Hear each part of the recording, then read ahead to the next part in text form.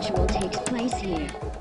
See, students, even though you're being twisted over, a more advanced student is directing them where to touch on his arm. And it gets kind of gacky to try to do that, but sometimes that's what you got to do. Yeah. Well, let's try Miss Wasserman first and then me second. Hey, I got that right. Okay, Sam, let me correct one thing. When you, grab me on this side, when you're here, keep your elbow in and literally force, feel that on your thumb? I'm forcing on his thumb with my whole body coming to here. Let your body do the work, not your arms. Let your body do the work. And keep your elbow pinned to your side and come around that arm now. Push down on that thumb. There you go.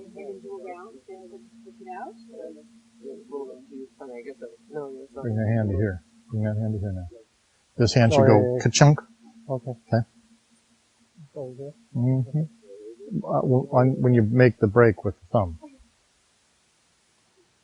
When you feel that they know it, well enough to play with it, then let's put them in the chair. Then let's go in the chair. Okay, go for it. Okay, let's try this move in the chair. Again, it doesn't have to be perfect. It has to have 30 to 60% of the components in place for them to enjoy it and continue to want to stay in your art. Some people micromanage this stuff to death. You only have to micromanage it enough that they don't get hurt, but they also have the basics and the foundations to continue forward to refine the technique. Because God knows, those of us that have been in arts, we were always refining our technique all of our lives.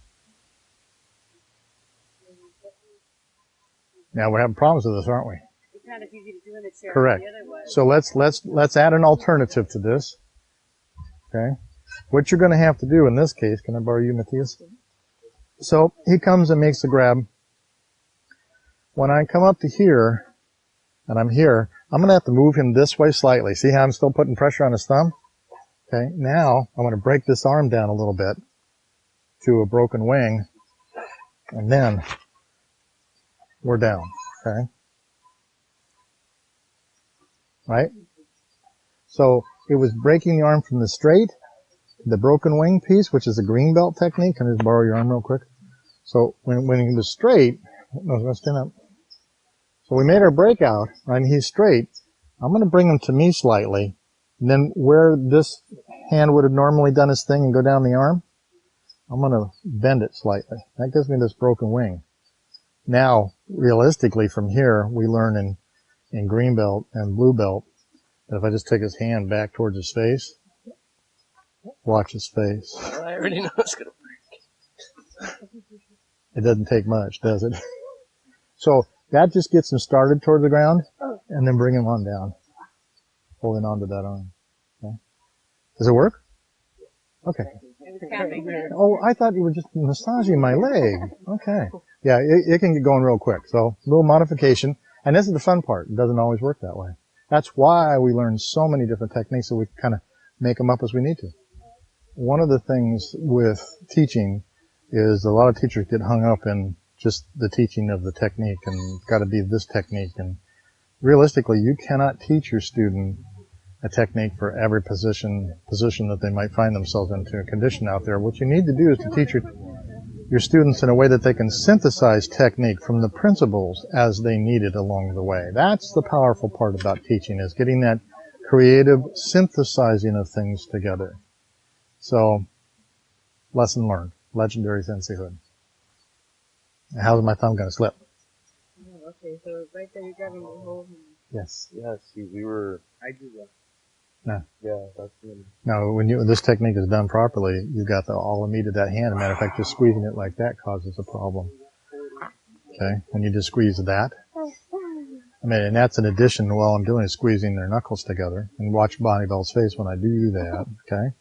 So when you're in here, it's like you got it all going. You got this going, you got this going, and you got the squeeze. You got 3 pain centers underway at the same time. Okay? Try that. What groups? Yeah, what groups do you want to put together? Same teams? Different teams? Okay, good enough.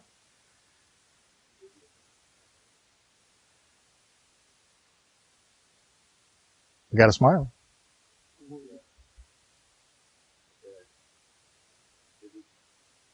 Ah, see, I thought you knew it. Simon, do you know it? No. It's been, what, a year and a half? No, I know this thing. I remember it. May I help you? Yeah, that's right. It's Yes. one to put your hand under your eye. Yes. Can you grab me, Monty Bell? Actually, yeah, grab. Okay. And you're going to grab that side. Oh, by the way, this is another teaching technique where you have them side by side so the student can mirror you. If they're visual learners, this is great. If they're kinestatics, doesn't work. Okay. Keeping this arm straight. So here I am, right? Okay. Then I make my break by pushing directly down, elbow to elbow. Elbow. Back fist. Eye rake. Hold on to that hand. The last moment you drop it and step back. Got it? New, come back. It's like riding a tricycle or a bicycle, something like that. So I'm going to stand over here and watch you do it. Yes. He's teaching. So you probably can just grab what you're going to do. Keep this on straight, like we said earlier, parallel with the bag. You're going to do it on the rail. And you're going to break off and take your left hand, go under your other arm, grabbing the wrist. Then you're going to do universal law of escape, right? Elbow to elbow. Then you're going to pull an elbow in the face at the same time. Now do that. Back fist. In the eyelid. Excellent. May I just make one comment? That was excellent. We have things in our art called self-indexing moves. We have them in knife fighting. You see them mostly in knife fighting where the opponent indexes or lines themselves up for the technique, okay? It's called self-indexing. This motion here, when I pull down to my hip and I slide up his arm, I don't have to see where he's at, right? At nighttime, I know I'm following this arm. His head's going to be there, right? Self-indexing, okay? It's real important. That's not taught at white belt, but I'm going to throw that in, as that's a really high-level martial arts thing. We self-index, like in our knifing modes, kind of, I'll borrow you, Marty Bell. So you grab, okay, you have a knife too. Okay, here we are. I'm going to rotate my blade to myself and then run into Marty Bell. I don't have to see her. I self-indexed her. Okay, that's called a self-indexing move. Okay, now, not true. If I'm out here, I've got to identify where my target is, right? But when I was in here, I know her body's in front of mine. Usually you run them into a wall so they stop. Okay, I had to step on Marty Bell's foot so she's not going anywhere. That's called the self-indexing move. So when you can make parallels like that, it's always a good thing. All right, continue on. Teach it. Enjoy. The Polish assassin, back on the mat, year and a half, teaches. Gotta like that. A word of warning. You don't know, no, you guys keep going. He's been all spun up working with the big heavyweights. Tone it down. Don't hurt him. Okay?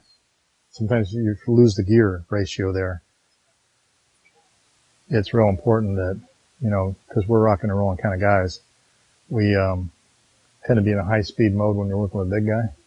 And you get in with littler bodies like that, you want to just tone it down and make sure, because that's where another place where injuries will in fact occur is when you've got kind of a high-speed thing going on and you run into somebody that's kind of low speed at the moment, and presto bango, you have it. So, real important.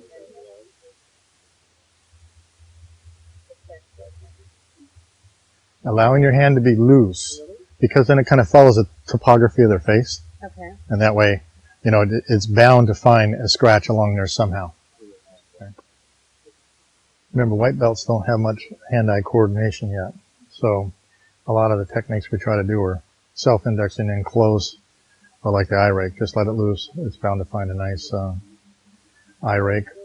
And the eye rake mechanism, by the way, when your nail goes across the cornea, it has what they call a whiteout. There's a white, brilliant flash, and they're blind. And that blindness can last up to 10, 20 minutes. So it still hasn't caused permanent damage, but boy, it's certainly taken that attacker offline. You've had one of those too, right? Yeah, Master Lewis had a whiteout eye attack somewhere along in his career. I know I have. Yeah, but it screws up your depth perception, draws your whole world into you, you forgot the fight. It's a tough place to work from. One thing that will help Sam is if you keep your hand, go ahead and grab him at the same time. Keep your arm stiff. Bring it to your hip. See how he's almost naturally out? Keep your arm stiff, stiff, stiff. Straight, straight. There you go. Keep your arm straight. See how he's almost naturally out? And then there's your hole. Now, Polish assassin, you want to remind them along the way that with the eye rake part, I'm just going to get out, you raise the elbow so that it kind of gets at the same altitude as the eye before it strikes. So they don't have to try to come up this way. You just want them to raise the elbow slightly and on their step back. Try to keep the hand at the same height as the eyes on the way in. Or parallel to the ground, is another way. One good thing to emphasize, Simon, is that when you're here, your back fist comes literally right down his arm. See how it's not out here somewhere. It's just pop. More like 90 degrees? Pop, yeah, right 90 degrees. Because here was self-indexing, second self-index. Leave this in and then come up at the height of the eye before you whip it through. Now, Polish assassin, you do have two groups. You have to go between them. You want to leave your body in as long as you can. And so as you start to turn the body, leave your hand there and then whip that thing out of there. Exactly. So it's a natural whip. Here's the entry problem. Go ahead and grab it at the same time. Keep this arms absolutely straight. No? See you're bending the elbow? Oh, okay. Absolutely straight. Now you're almost out, aren't you? Big difference. Less Okay. energy. Mm-hmm. Oh yeah. And unfortunately when you do this in combat, you go, whoops! Because you're already out. Yeah, but that's the biggest problem students have with this particular technique is the initial entry of this hand is not right. See this? And I can make it work, but they're usually down here. Hold on to me. They're usually down here like this with both bones still being captured. Both bones still being captured. Here, I'm going to turn this way. Okay, they're down here doing this, and then they really forcing themselves out of there. Where if they just keep their arm straight, bring it to your hip. See, he's almost fallen off me now. And this shoots through. Okay. Let's just try this in a chair, see where it goes. Okay? Let's go try it in a chair. Let's see where it goes. He's taking advantage of that rolling around chair. There you go. I'm liking that. That's good. I'm liking that. That's good. Good use. Yeah, yeah. Well, your foot too. You know, as you get them laid out, pop from the inside. When I grab them. Yeah. No. Here, leave your foot down. Bring them on in. Now, think about, this is your bad knee. Let's use your good knee. You want to bring your foot, no, like this. Stick your toes straight out. So you want to come up at an angle like that. But back. No. Touch toes. Bring your foot back. So you're going, boom.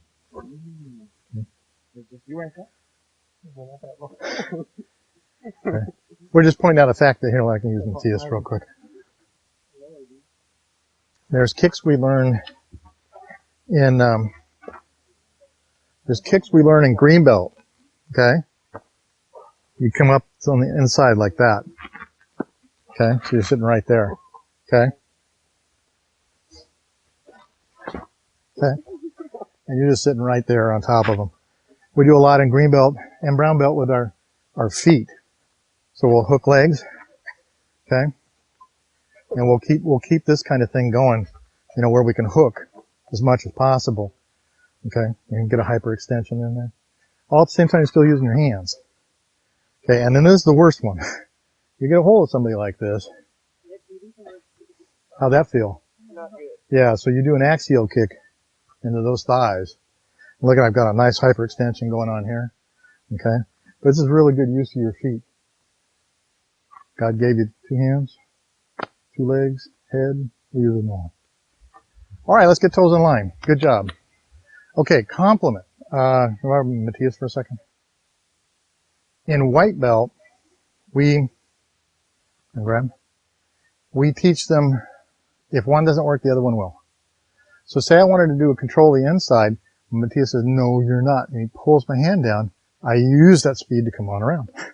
Okay? That's called a compliment. Anytime you can teach your students complementary technique, that's awesome. Or if I went to the outside and he pushed me back down, then I want to roll to the inside. Okay? Those are compliments, all right? Good, okay. Now, folklore, for the next couple of minutes anyway, we're going to talk about the 4 rules of self-defense. How to avoid getting mugged. Or if you fail to do them, you get mugged. Okay? Now we teach this all the time. And it's very important that you understand with your students, and you can spend, many lessons on this kind of thing and alternate your technique in the middle of this too if you need to. Okay? The first rule is you're in the right place at the wrong time. You have to get in the volume for them to attack you. Okay? So the first rule we start talking to people about awareness right on the mat, that if you drive up and you see a bunch of gangbangers and, fire in the 50-gallon drums and, maybe that's not the best place to get out of your car and decide to take a walk.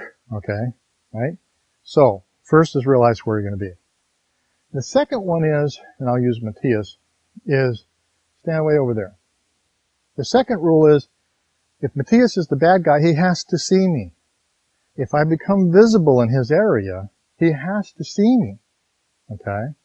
And with any time at all, we'll talk a little bit about how you're picked as a target. But so the second rule is, if I don't want to get mugged, I don't let the bad guy see me. That means at night you don't stand in the lights, you stand in the shadows, because he's in the shadow. When you're on the reef and the shark is there, all the little fish do what? They go hide, right? Well, so you have to assume he's out there somewhere, so you just continue to hide in doorways, don't make yourself obvious. If you have to wait to cross the street, push the button back up into the light. Don't stand there in an obvious way. Okay. The third rule is, he has seen you. He has decided you're a target by either the way you're standing, walking, carrying yourself, or whatever, and he's going to attack you. He's going to approach you now. Okay, so third rule is, he has to make his approach. Now, I notice him, and I can either directly connect with him or try to run. Run's not good. You're already in the game now. Now the game's on. Okay? You have now been approached. You were in the number 1 rule, wrong place at the right time. Number 2 rule, you were seen. Number 3 rule, he has to approach you. To be able to mug you, right? Or get something for you, he has to approach you. At this moment, when the bad guy's coming, I could have taken a right and gone into a store. I don't have to stand on the street, right? So I go back to stage 1 or stage 2 as I'm going to get out of the way, right? But okay, so he's made his approach.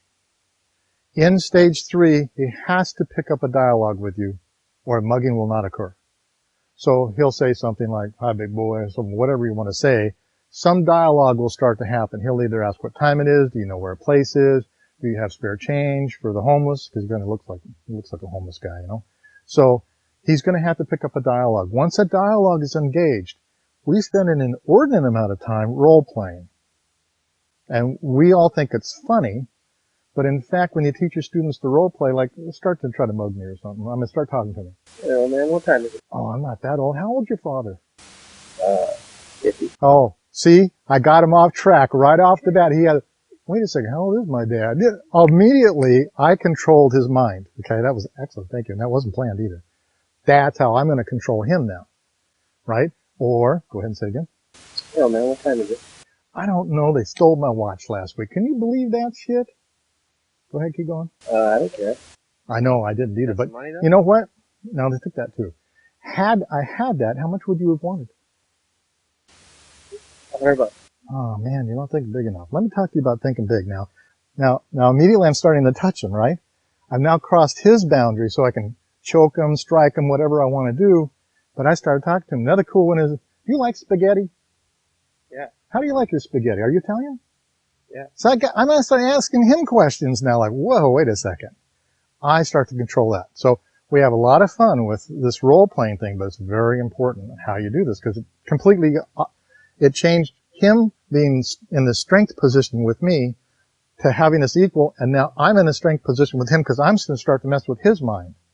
A fight begins and ends in your mind. So this is stage 3. Where stage 4 is the following. When he says a bad word like, Give me your fucking money. there you go. As soon as you used fuck, excuse the internet. We are on explicit, okay? But as soon as you use that, your attack is imminent now. Okay? Just realize that from a martial arts. Now notice, I'm already in stance. I'm already lowering my weapons to him. He's standing straight on top of me. He's in a bad position. But as soon as I heard that bad word, now the attack is going to begin. There's no question it's coming. It's coming. He just told you that he didn't respect you by that use of that word in his mind. He's got to take that power, give you that dominant alpha dog. Okay? That's stage 4. So at stage 4, it's so sorry. Boom. I did the attack first. Didn't mean to hit you that hard. But there we are. Okay? I knew the attack was imminent. All I did was poke him in his eye so I could run away, keep my eye on him, like we've been learning in class, right? Okay? Or he could have choked me, grabbed me, then we get to do technique. That's why we teach our people technique, right? But that's stage 4. So everything we do from a counter-mug, anti-mug technique is work on these 4 things, okay? In the next class or along the way, if Ms. Wasserman will remind me, I'll teach you how they're picked. Well, let me just give you the preview. Go ahead and stand over there. If I'm walking down the street and I'm up and I'm alert, that shark's going, ooh, I don't like that guy. He's too alert. Okay? How you carry yourself. Now, the number 1 muggable person is this. I'm walking heel to toe, raising up and down, heel to toe. Okay? Now, how did they determine this? They took criminals in prison for assault and battery. How did they pick their people? They put them in a room with a door, and people walked across the door using a certain kind of gait, that kind of thing, and they rated them for muggability. The heel to toe, raising and bobbing, showed no physical prowess, no awareness, no athletic ability. And think about it. If you're a predator and you want to attack somebody, you want somebody that's going to be a victim. You don't want somebody that's going to fight back, right? So you start to automatically, from an animalistic standpoint, start to gauge them right away. So we teach our people how to stand, how to walk, how to scan. We're not going to be victims, okay? Another one, you don't look. You're always looking down, okay? I'm looking down. I'm not even swinging my arms. My gait's all off, right? Okay, I don't even look like I'm very aware. Or I limp a lot, okay? Again, all of this reeks that you can't defend yourself, right? So if you want to lure the muggers in, that's what you do. You troll for them. You keep down and, kind of look retarded a little bit. And, blink, blink, blink, in they go. Then you get to practice. This is the urban legend part. Then you get to practice how you disarm these attacks. So usually when I travel cities, I've been mugged in Australia on purpose, mugged in New York City on purpose, San Francisco. All the big cities I go trolling to get mugged. And then I utilize these particular techniques to get myself out of getting mugged. Okay? For another story on the internet. But they work. You got to teach them. That's why we teach all this different technique. That's why we teach people to be articulate, talk, to have fun, to mess with people. You're more confident in front of them. And that raises the bar. Oh, gosh, they're confident. And I'm kind of this big old burly, ugly looking kind of guy, and they're joking with me. I can't be terribly threatening. So that's what we do. All right, let's find out where we're going. Polish, just asking, good to have you back. What'd you learn you like today? Sensei, I liked working with the chairs. Yeah? It was fun. Fun stuff. Oh yeah, because you have to, because the technique standing up is a lot different sitting down, so you have to use different types of, like the broken wing one. Improvise. Yeah, improvise. Yeah. Good to have you back, man. Thank you, sir. Good to see you. Simone, what'd you learn you like? Well, of course, back to the basic fundamentals. It's always good to catch up on the basic because one way or another, it's starting point for all the other higher belts too. So Good. Thanks for teaching today. What'd you learn you liked? Definitely liked going back to the basics and then transitioning from standing to sitting in a chair. It was really nice to see how the techniques still work. You just have to slightly modify them a bit. We'll do beach towels next week, maybe. It is summertime. Ms. Wasserman, good job today. What'd you learn you liked? The fundamentals as well as learning more about teaching techniques. Good. Maribel, what'd you learn you liked? I definitely like the techniques that we're using for the hooking the legs. Oh, yeah. That was cool. That's because Maribel's advanced. She likes that hooking stuff. Yes, You I don't do. hook anymore, you? Oh, no, okay, sorry. Sam, what'd you learn you liked? Okay. This is one of those improvisation things, you have fun with on the street. I learned four hands arts, four hands of art, Those are forehand. four hand arts, and also that I need to buy the syllabus. Yes, you can download the paper copy, but you should buy the syllabus. It's on your list. On our website, we have a recommended tools and stuff. It's about time you get involved with getting your tools. Master Lewis, what did you learn you like? You're going to focus on Monty Bell? What I really enjoyed was watching the challenge of newer instructors keep track of the multiple groups at the same time and needing to mix the students back and forth to keep them balanced. Yeah, it's not, it's not intuitively obvious. It's certainly not like a classroom setting like we're used to, and then having to keep their fun, learning, not kill each other, all that, and the speeds, all that mess. Yeah, it's not for the weak of heart, I don't think. All right, any questions at all? No, we'll bow out. And Simone? And that's what Simon says. There you go. And that's how you do that. Every 3 years, an ancient ritual takes place here.